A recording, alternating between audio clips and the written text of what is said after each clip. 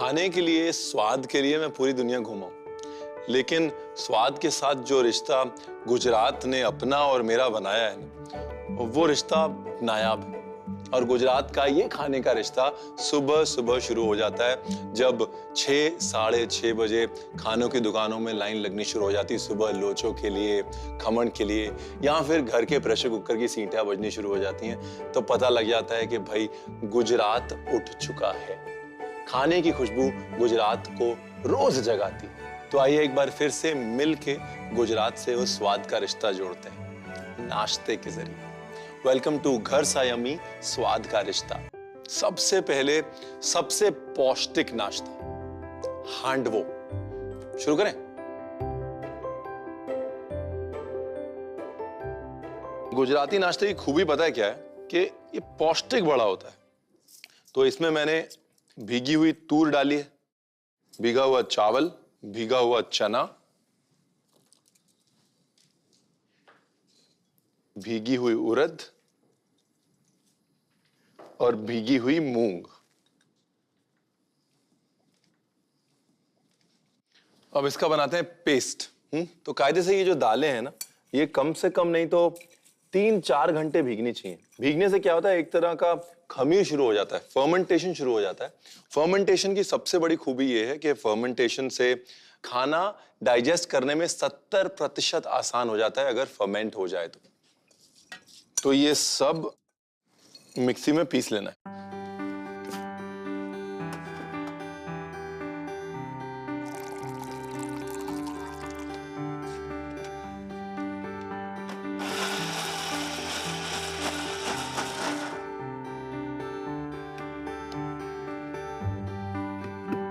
अच्छा, इसको गाढ़ा पीसना है। गाढ़ा इसलिए पीसना है कि अभी सब्जियां जाएंगी और सब्जियां अपना पानी छोड़ेंगे तो ये पतला हो जाएगा। एक और चीज, अगर मान लीजिए बहुत पतला हो जाए तो थोड़ा पोहा रख लीजिए साइड में। जैसे पतला हो जाए थोड़ा पिसा हुआ पोहा, या ऐसे ही बस हाथ से दरड़ के पोहा डाल दीजिए।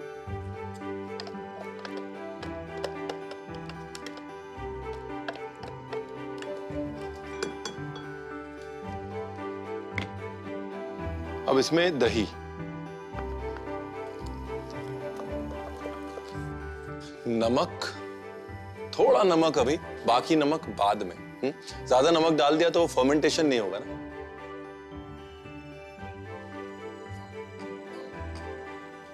अच्छा, हांडवो के मिक्सचर में अब डालता हूं शुगर, जो मैंने बिग बाजार से खरीदी है। शक्कर बहुत जरूरी है 2 कारणों से। एक तो टेस्ट से, और दूसरा इसको खमीरने में शक्कर बहुत मदद करेगी।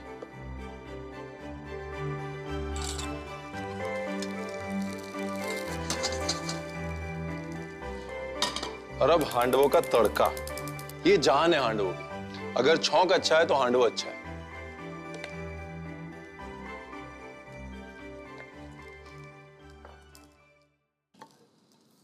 तो जो तड़का है इसमें डाला तिल, जीरा और राई,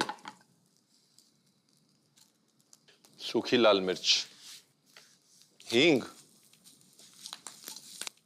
कड़ी पत्ता बहुत सारा। मेन जो है कड़ी पत्ते का टेस्ट है। ये गया तड़का, ठीक है ना जी। अब इसमें सबसे इंपॉर्टेंट दूधी। भाई बगैर दूधी के हांडवो नहीं बन सकता। हांडी में पकने वाला नमकीन वेजिटेबल केक यानी हांडवो। एक तो मेथी और दूसरा थोड़ी साबुत मूंग।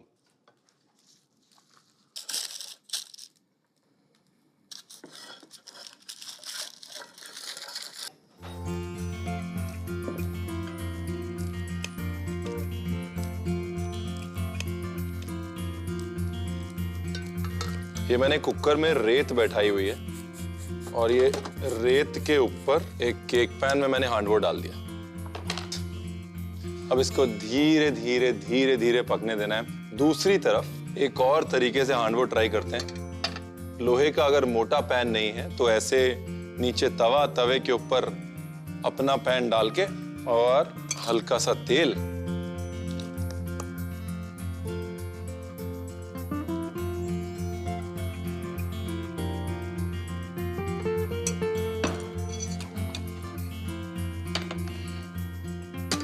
हल्का सा नीचे से रंग देके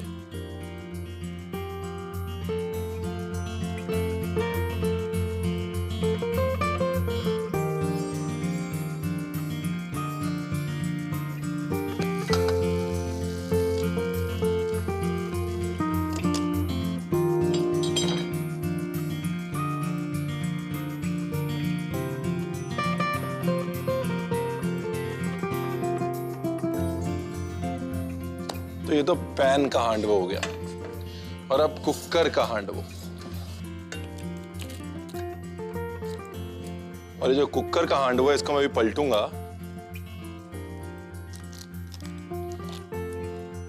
थोड़ा पहले तेल डालता हूं ताकि नीचे से भी रंग आए।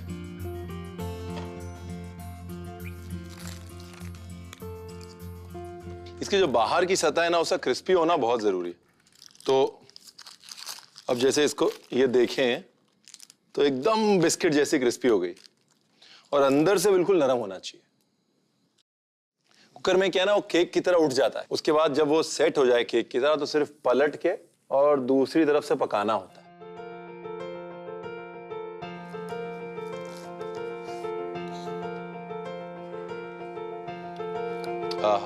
बाहर से क्रिस्पी और अंदर से फ्लफी और नरम।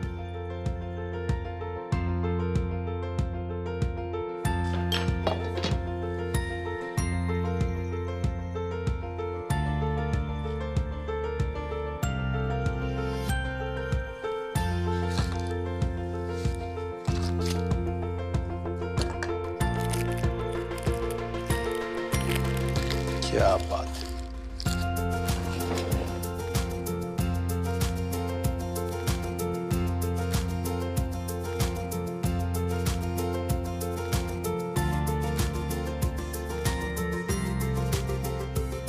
रेसिपी तो आसान है, मुश्किल नहीं है। नहीं चलिए दोबारा देख लीजिए, पर रेसिपी आसान है। हांडवो बनाने के लिए सबसे पहले भिगोए हुए तूर दाल, चना दाल, चावल, उड़द दाल, मूंग दाल और पानी डालकर मिक्सर में पीसकर पेस्ट बना लें और पेस्ट को कटोरे में निकालकर उसमें दही, नमक और चीनी डालकर मिला लें। एक पैन में तेल, तिल, जीरा, राई, सूखी लाल मिर्च, हींग और कड़ी पत्ता डालकर छौंक बना लें और कटोरे में रखे हांडवो के मिक्सचर में डालें। फिर उसमें कद्दूकस किया हुआ दूधी, मेथी के पत्ते और साबुत मूंग दाल डालकर मिला लें। एक केक पैन में थोड़ा तेल लगाकर हांडवो को डालें। अब एक कुकर में रेत बैठाकर हांडवो को डालकर धीरे धीरे पकने दें। एक और तरीके से हांडवो बनाने के लिए गैस पर एक तवा, उसके ऊपर एक पैन रखें, फिर उसमें तेल डालें और उसमें हांडवो डालकर पैन को ऊपर से ढककर पकने दें और फिर कुछ देर बाद उसे पलटकर दूसरी तरफ से पकाकर निकाल लें। अब कुकर वाले हांडवो को निकालकर पैन में तेल डालकर दूसरी तरफ से पका लें। अब एक प्लेट में हांडवो को धनिया के पत्ते और नींबू के साथ परोसें। तो ये दाल भी भिगो के रेडी है, स्टीमर भी रेडी है, मिक्सी भी रेडी है। पीसूंगा, डाल दूंगा, स्टीम हो जाएगा। नहीं नहीं, खमण या ढोकला नहीं बना रहा हूँ मैं, यही तो लोचा कर दिया आपने। लोचो बना रहा हूँ। क्योंकि सूरत की बात करनी तो बहुत जरूरी है ना, और सूरत के खाने की बात हो और लोचो की बात ना हो, ऐसा नहीं हो सकता। तो वही कहा यह जाता है कि एक साहब जो है वो खमण बना रहे थे। कुछ खमण में पानी ज्यादा पड़ गया, कुछ उन्होंने जल्दी निकाल दिया, तो बराबर से वो पक नहीं पाया, स्पॉन्जी नहीं हो पाया। तो जल्दी निकाल दिया उन्होंने पूरी की पूरी ट्रे और फिर बोलते रहे ये तो लोचा हो गया। तब से वो डिश का नाम लोचो पड़ गया। कहानियों का मकसद खाने के साथ रिश्ता जोड़ना होता है। वो स्वाद का रिश्ता कहानियों से जुड़ता है और कहानियों से ही चलता है। तो सच हो या झूठ कोई फर्क नहीं पड़ता। तो चना दाल और मूंग, 1 कप अगर भीगी हुई चना दाल है तो उसमें 1.5 चम्मच या मे भी 2 बड़े चम्मच मूंग। मूंग सिर्फ इसलिए ताकि वो लेस आता है ना, मूंग से बंधती है। चना दाल से दाना आता है और मूंग से लेस आता है, तो थोड़ी सी मूंग। नमक,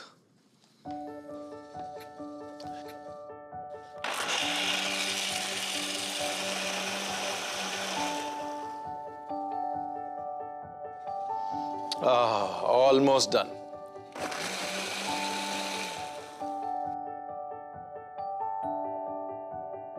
Nice.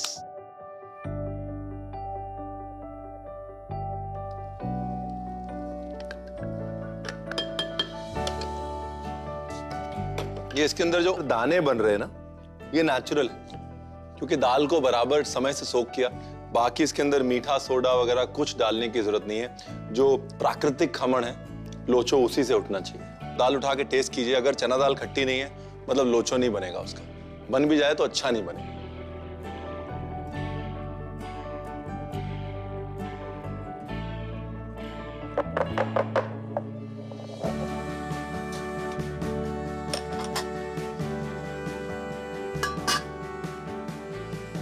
अब अगर तो इसका खमण बनाना है तो 12-1 मिनट, और अगर लोचो बनाना है तो 7 मिनट के बाद चेक कर लेंगे, लेकिन बार बार खोल के नहीं देखें।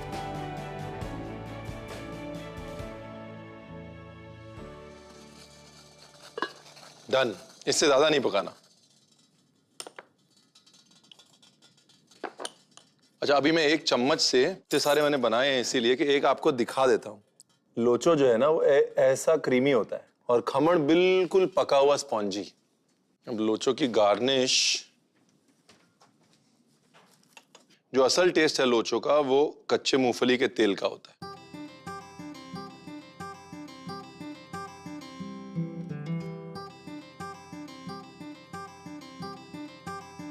उसके बाद सेव। गुजराती खाने में टेक्सचर बहुत इंपॉर्टेंट। टेक्सचर मतलब माउथ फील, या यूं कह लीजिए कि जब हम उसे खाते हैं तो मुंह में किस किस प्रकार का स्वभाव आता है, किस प्रकार की फीलिंग आती है। जैसे क्रंची टेक्सचर है, सॉफ्ट एक टेक्सचर है। गुजराती खाने में जहां पर भी कुछ सॉफ्ट होता है ना, उसमें क्रंच ऐड करने के लिए सेव का बहुत इस्तेमाल है। और मजे की बात देखिए कि सॉफ्ट टेक्सचर भी बेसन का है और क्रंची टेक्सचर भी बेसन का है। और देखिए मैं अपना सीक्रेट मसाला डालता हूँ लोचो के ऊपर, ट्राई जरूर कीजिएगा। तो समझ लीजिए कि 5 भाग काली मिर्च, 1 भाग नमक और 1/3 भाग हींग।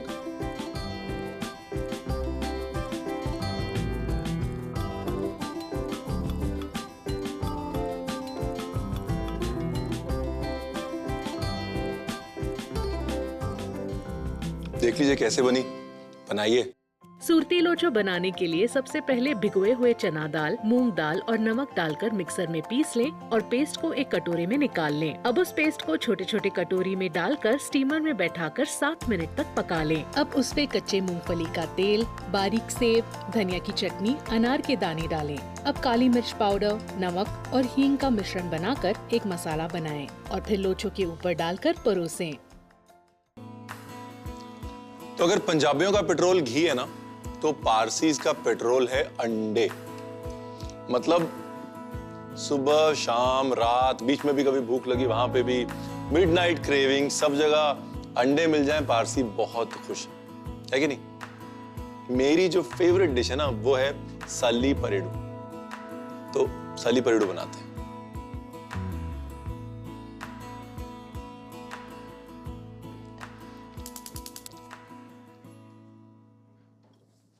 ज्यादातर पारसी रेसिपीज की खूबी है, जो दिखता है वही है, सल्ली पर एडू। सल्ली पर अंडा, नीचे सल्ली ऊपर अंडा। ये जो इतिहास है ना, ये इतिहास ज्यादा पुराना नहीं। ये शुरू हुआ जब एक नाव ईरान से आई और गुजरात में संजन करके एक जगह है, वहां पर आके रुकी और उसमें एक समुदाय के जो लोग थे, वहां के जो लीडर थे, वो लोकल जो राजा थे जड़ी राणा, उनके पास गए।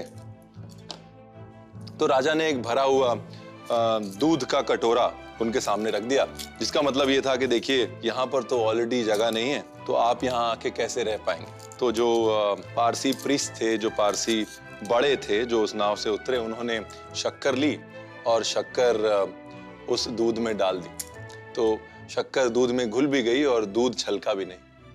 तो कहने का मतलब ये था कि जैसे शक्कर इस दूध में घुल गई है, हम भी घुल जाएंगे, छलकेंगे नहीं और दूध में मिठास ही लाएंगे। और उस दिन से आज तक पारसीज मिठास ला रहे हैं, गुजरात में, मुंबई में, सारे भारत में।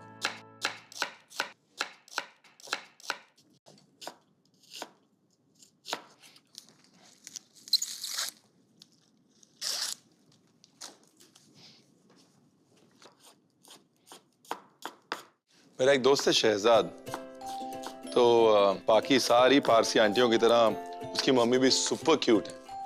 तो मैंने उनको फोन किया। मैंने कहा आंटी मैं ना वो साली परीडू बना रहा हूँ, आपका वाला आप कैसे बनाते हो? तो साली परीडू सुनते ही ना, अच्छा ईडू बना रहे। तो उनको इतनी खुशी हुई ना कि कोई अंडा बना रहा है, कि मतलब वो फोन के थ्रू खुशी झलक रही थी। तो उन्होंने मेरे को आराम से समझाया, ऐसे कोई जैसे मैं अपने 5 साल के बेटे को समझाता हूँ ना कि देखो ये 1 2 3 4 ऐसे 2 + 2 करके 4 हो गया। तो उन्होंने मेरे को बिल्कुल वैसे समझाया और फिर बोला कि देखो अंडा बना रहे हो, अच्छा बनाना।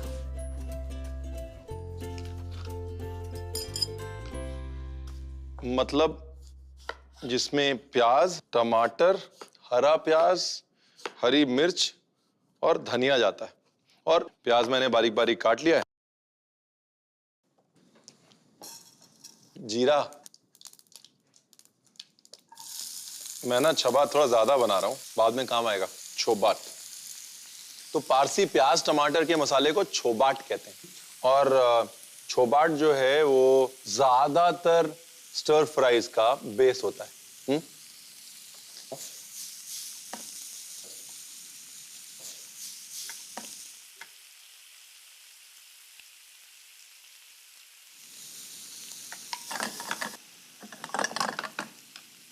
थोड़ी सी हरी मिर्च डाल देता हूं।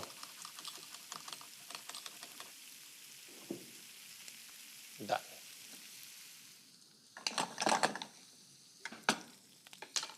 अब बस हल्दी, मिर्ची, नमक, नाइस।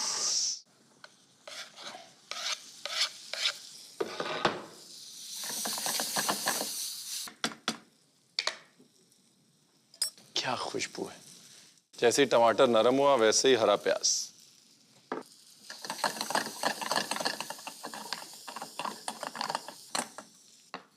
ज्यादा बारीक नहीं काटना है इसको, मीडियम।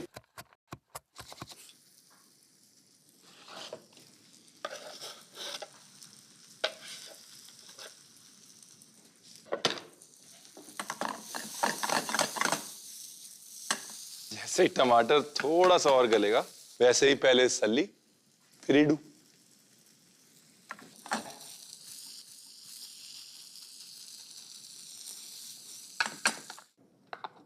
अब ये गई सल्ली।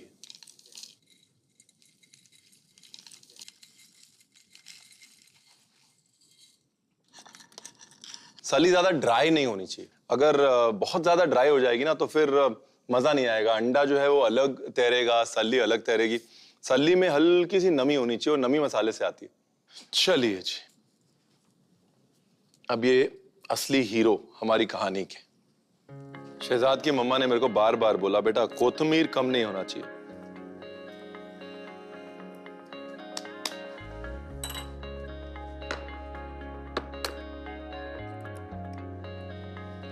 अब अंडे को ना हमेशा बोल में पहले तोड़ लेता हूं मैं, ताकि अगर अंडा खराब हो तो सारा का सारा साली परेडू खराब ना हो जाए, बस एक ही अंडा वेस्ट हो।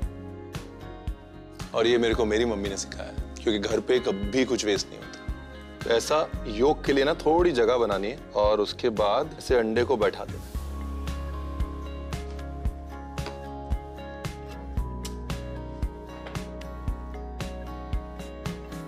सॉल्ट,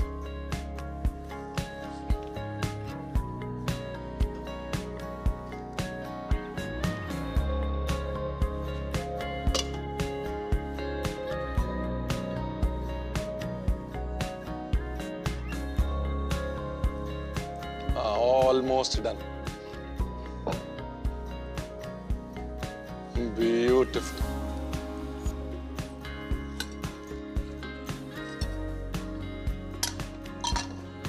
क्या बात है।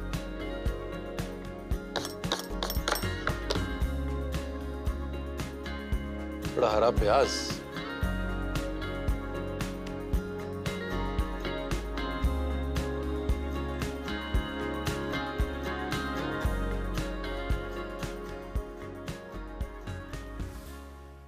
कैसे बना आप देख लीजिए, तब तक मैं इसे खत्म करता हूँ। नहीं नहीं, खत्म नहीं करूंगा, साथ में खाएंगे। आप वापस आइए। सली परीडू बनाने के लिए सबसे पहले एक पैन में तेल डालकर उसमें जीरा, बारीक कटे हुए प्याज, हरी मिर्च, हल्दी, लाल मिर्च पाउडर, नमक, टमाटर और हरे प्याज डालकर भून लें। अब उसमें सल्ली डालकर मिला लें और उसके ऊपर धनिया के पत्ते डाल लें। इसके बाद अब अंडों को तोड़कर एक एक करके पैन में सल्ली के ऊपर बैठा लें और ऊपर से नमक और पानी के छींटे मारकर पैन को ढककर पकाएं। सल्ली पर ईडू तैयार है। इसके ऊपर हरे प्याज और धनिया के पत्ते डालकर परोसें। गुजरात का खाना बनाते बनाते जब भी मैं गुजरात घूमता हूँ ना, तो एक बात पक्की हो जाती है कि खाने के साथ असल रिश्ता जोड़ने के लिए सिर्फ एक चीज चाहिए, जुनून, पैशन। और वो पैशन गुजरात में दिखता है। फरसान में, मोहन थाल में, जलेबी में, कचौड़ी में, थाली में और नाश्ते में वो जुनून दिखता है। इसीलिए गुजरात का स्वाद का रिश्ता स्पेशल है और नाश्ता उसकी एक छोटी सी झलक है। कल फिर मिलते हैं।